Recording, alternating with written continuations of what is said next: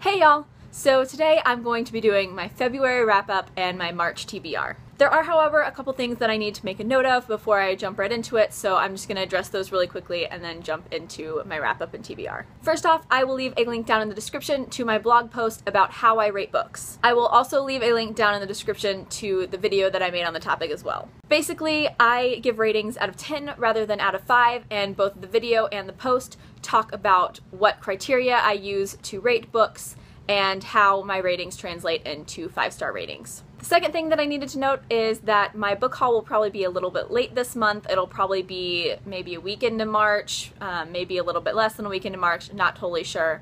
We'll just have to see on that. I've got some packages heading toward me, and one of them doesn't have tracking information, so I'm not quite sure when it's going to get here. And the third thing that I wanted to note is actually more relevant to this video right now, and that is that this TBR is going to be less of the books that I plan to get to this month and more of the books that I kind of want to get to this month. Basically, I found in February that making weekly Friday Reads videos actually really helped me to read more and to stick to a given TBR that I had talked about for that week, rather than just setting myself a TBR at the beginning of the month and trying to keep to that the entire month. So I will be talking about books that I want to read in March. However, I will continue to make Friday Read videos. And like my last Friday Reads video was, these Friday Reads videos will more be like weekly plans rather than just weekend plans. I'm thinking that maybe I need to come up with a different name for these videos other than just Friday Reads so that they don't get confused with, you know, people's videos of stuff that they're actually wanting to read just over the weekend rather than the ones that I want to read over the week. I don't know. We'll see. So anyway, now that I've gotten all of that out of the way, let's jump into my wrap-up. So every month I am doing the TBR Jar challenge, which means that I pull a challenge out of this jar and I have to complete it within the month. And the challenge that I pulled for February was to read 6 books in 1 month. And I succeeded in that challenge. I read a total of 6 books in February. So now I'm just going to talk about each of them individually, starting from the beginning of the month and going up until the most recent read. So the first book that I picked up in February was Wildflower by Janine Carbone. I received this advanced reader copy from the author in exchange for an honest review. And I have a full written review on Goodreads, so you can check down in the description for that if you would like to check that out. Wildflower is a mix of a dark contemporary and a psychological thriller. The main character in Wildflower is named Faith, and she is a college student. Faith has a pretty dark past and some repressed memories that she's trying to rediscover. And in the midst of a budding romance, there is also someone going around campus and attacking girls. Wildflower was really fast-paced and exciting, and I really enjoyed that about it. I gave Wildflower 7 out of 10 because I felt like there were some parts in the book that were rushed, and I also felt like parts of it were really predictable. So overall, I liked it, and it was nice. And if you do want a really fast-paced and exciting book, I would definitely recommend it. The next books that I read in February were the Ascendance Trilogy by Jennifer A. Nielsen. This is a middle-grade fantasy trilogy centering around an orphan boy named Sage. Sage is collected at the beginning of this trilogy by a nobleman named Connor. The kingdom that they live in is without an heir to the throne because the king's son died a few years before. Sage is one of 4 orphan boys that Connor has collected to compete to impersonate the lost prince, so essentially becoming the false prince. I won't go into my full opinions on this trilogy because I did do a full video discussion which I will link down in the description. However, I will go ahead and give you my ratings for each of the books. I gave The False Prince 8.5 stars out of 10.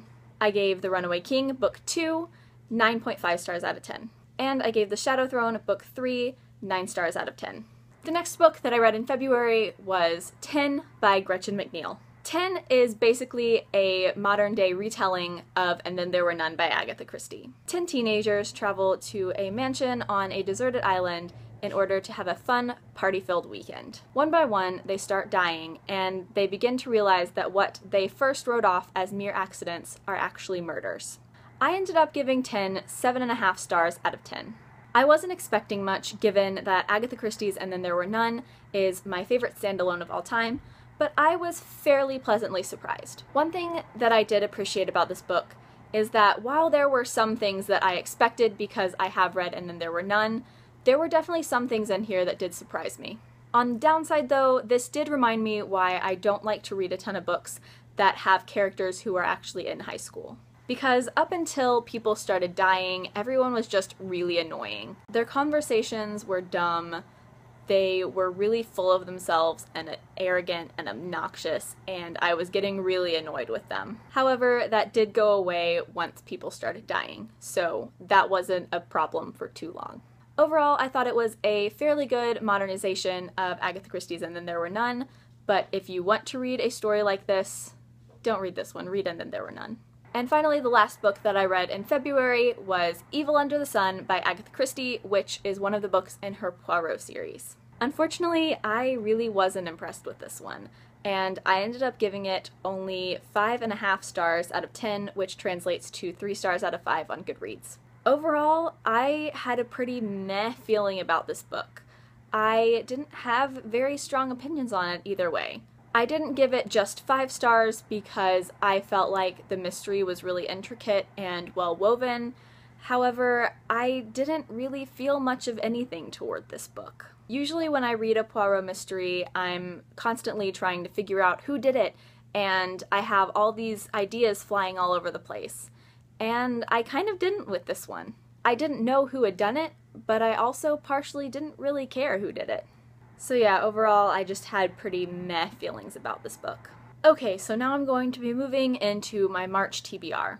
Like I said, this really isn't set in stone. I will be making weekly TBR videos. However, I did want to talk about some of the books I plan on reading, and I do have to pick a challenge for my monthly TBR Jar challenge. Like I've said in the past, I got the idea to do this jar from Kat from Katie-tastic, and I will leave a link down in the description to her original video talking about this TBR jar. So now it is time to choose a challenge for the month of March.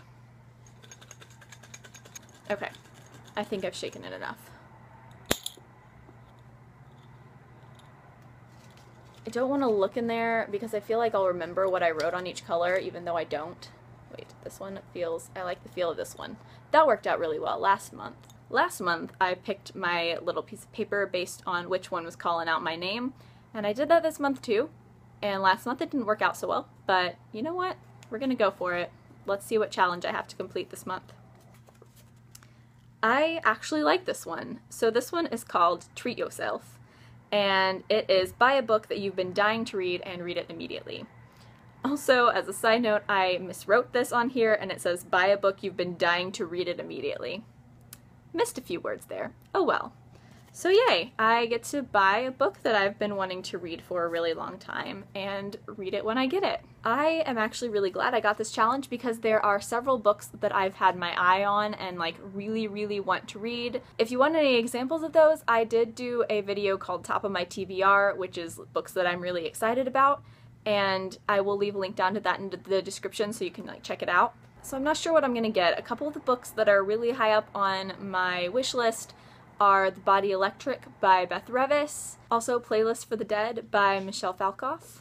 I could have counted A Darker Shade of Magic toward this if I hadn't pre-ordered it, but since I've already purchased it and already have it, I can't really count that, so yeah.